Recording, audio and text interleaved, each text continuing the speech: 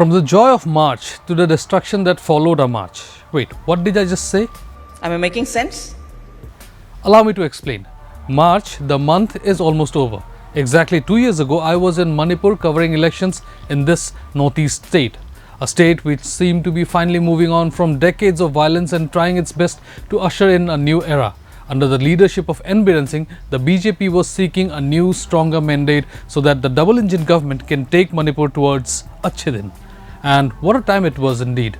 Meitei leader Sharda Devi was campaigning in Saikot constituency for BJP candidate Paolienlal Haokip. Kuki militant organizations were coming out in full support of the BJP, so much so that some called it the Shah Effec't, even as the poor Congress was crying foul over the alleged BJP-militant nexus.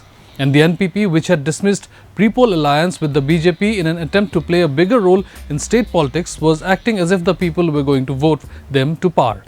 So much so that Yumnam Joy Kumar Singh had this to say about the N Biren Singh government before elections.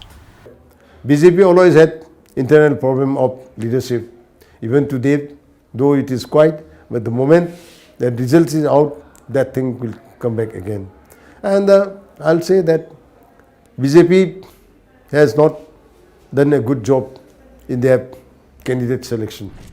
And of course, let us not forget, violence was very much part of the elections. We know because we made a documentary on it. If you want to give it a watch, the link is in the description.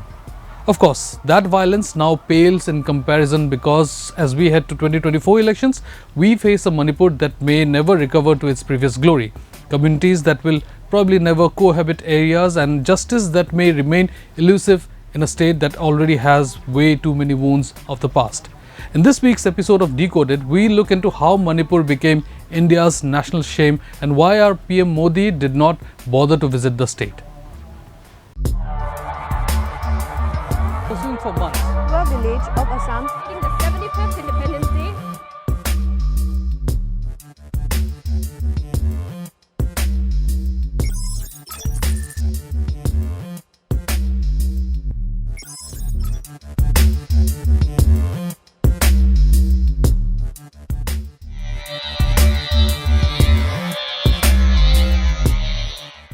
In the world of BJP supporters, there are only types of states in India, those that are pushing India towards glory and those that are holding India back. So while Uttar Pradesh, Gujarat, Assam, Arunachal, Tripura and several other states are in the former category, states like Kerala, West Bengal and recently Karnataka are in the latter category. Manipur was in the former category, but you will be hard pressed to see BJP leaders talk about the state these days, except when they have to blame someone. But how did this happen? Well, we have explained what led to the violence in so many episodes now that it feels like I am forever repeating myself. So allow me to approach this topic slightly differently this time. Now, sure, when violence broke out, it did not surprise many people. Both inside and outside Manipur, Manipur had a violent past. The hills and valley do not necessarily like each other a lot. Watch this documentary and you will find out that the issue of outsider versus insider was as prevalent in Manipur as it is in, say, Assam or Nagaland. But what has followed since is a textbook case of how not to handle conflict. From the morning of May 4, our PM has made it clear, not my problem. He has tweeted thousands of times and on topics that you and I do not even understand, but he never ever uttered a word about what was happening in Manipur except when he tried to use a despicable act to further the opposition is bad narrative, which is why he also mentioned Rajasthan, Chhattisgarh and Manipur together. Remember, at that time Rajasthan was under the Congress. In fact, such was the apathy that for the 10 days barely anyone cared much because, well, Karnataka elections were declared on May 12th. It took the Home Minister another 20 odd days to even comment on it because, well, priorities. Our PM left it to his juniors to deal with it and look how that turned out. Biren Singh watched as the Manipur BJP was split ethnically. Home Minister Amit Shah asked for 15 days and then said, just kidding, nothing will change, and moved on to other state elections. And BJP leaders were left blaming everyone, including, of course, Congress, Nehru, Akbar, Chengiz Khan and UFOs, while Godi media spent 1 month trying to convince you it was a Hindu versus Christian, tribal versus non-tribal, outsider versus insider, Manipur versus Mizoram and everything else under the sun.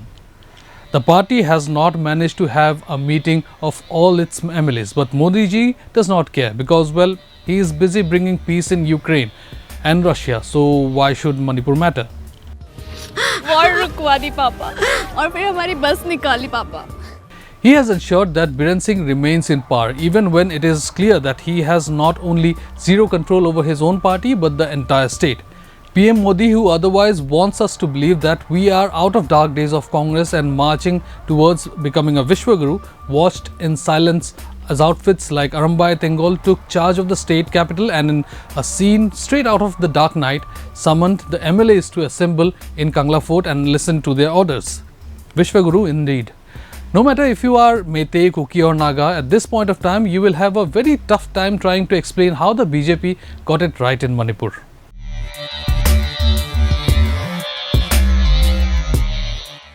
You have to give it to our PM though. He not only knows what to do but more importantly knows what to avoid.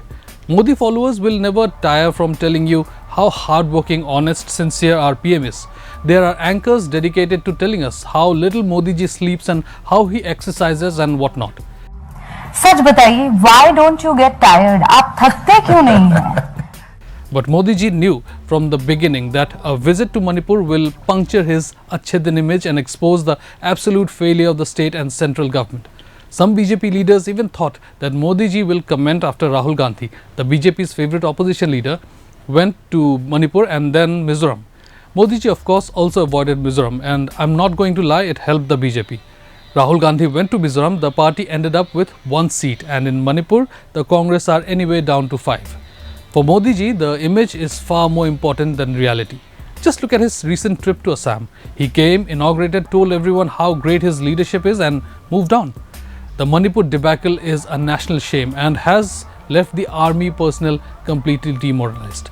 But the Indian army will never speak about it because unlike some neighboring nations, our army knows that politics is not their cup of tea. As we record this, Kangpokpi, a seat where the sitting MLA is a senior BJP leader, has earned the dubious record of the highest number of polling stations for displaced people. Yes, in 2024, we now have polling stations catering specially to displaced people. There are also calls for setting up similar polling stations for Manipur residents who fled to Mizoram. There is no other way of putting this. This is a matter of national shame.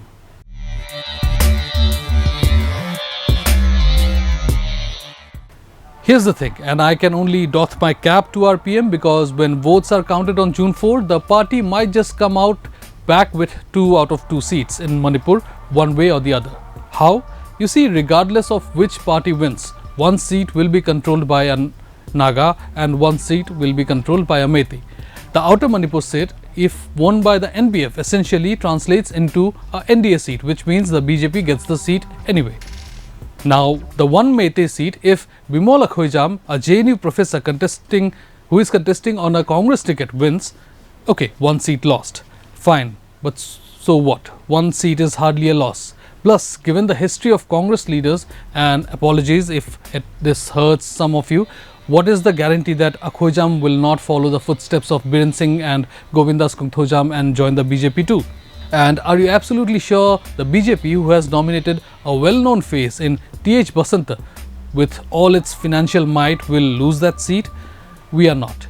And oh, remember one thing, the other leader in contest is from RPI, and what happens if the RPI wins? Yep, back to NDA no matter what he is saying right now. The worst thing that will happen to the BJP will be that it somehow loses both seats in Manipur. Even then, losing 2 seats out of 543 is a fair deal because the other option would have been to face the wrath of the Manipur public.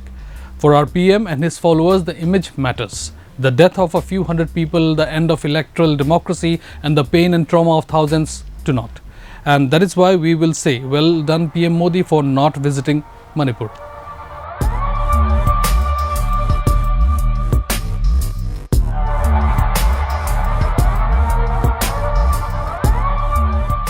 Don't forget to like, share and subscribe to EastMojo. For any queries, put them down in the comments section below and press on the bell icon for notifications.